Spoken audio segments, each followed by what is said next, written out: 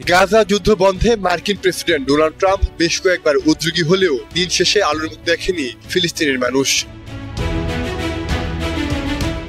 Israel হামাসের রেষারেষির মুখে থুবড়ে পড়ে আছে যুদ্ধবিরতির উদ্যোগ।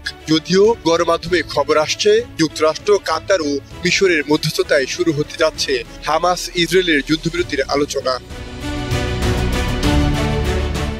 গত মাসের হামাসের 2 মাসের যুদ্ধবিরতিতে ইসরায়েল সম্মত হয়েছে বলে জানিয়েছে ডোনাল্ড ট্রাম্প। এরপর শুক্রবার হামাসের পক্ষ থেকে ট্রাম্পের যুদ্ধবিরতির প্রস্তাবে ইতিবাচক সাড়া ফেলে। সে সময় হামাস বেশ কয়েকটি শর্ত দেয়, যার মধ্যে রয়েছে 7 দিনের যুদ্ধবিরতির প্রথম দিনে 10 জিম্মিকে মুক্তি দেবে তারা। সেই সঙ্গে ফেরত দেওয়া হবে 18 ইহুদির মরদেহ এবং ত্রাণ সহায়তা অব্যাহত রাখতে হবে। তবে হামাসের যুদ্ধবিরতির এসব শর্ত অগ্রহণযোগ্য বলেছেন ইসরায়েলি প্রধানমন্ত্রী বেনিয়ামিন নেতানিয়াহু। এদিকে গাজায় যুদ্ধবিরতি কার্যকর করতে সোমবার যুক্তরাষ্ট্রে যাচ্ছেন ইসরায়েলি প্রধানমন্ত্রী। ধারণা করা হচ্ছে সে সময় ইরানের সঙ্গে যুদ্ধবিজয় উদযাপন করবেন 2 নেতা।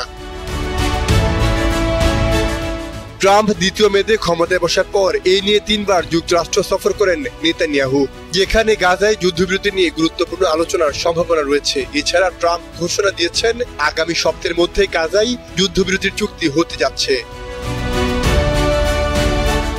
তবে যুদ্ধবিরতির আলোচনার মধ্যেও থেমে নেই ইসরায়েলের আগ্রাসন। একের পর এক বিমান হামলায় উপত্যকার বিভিন্ন এলাকায় অন্তত 81 জন ফিলিস্তিনি নিহত হয়েছেন। নিহতদের মধ্যে নারী, শিশু এবং একাধিক পরিবারের সদস্য রয়েছে বলে জানিয়েছে স্থানীয় সূত্র।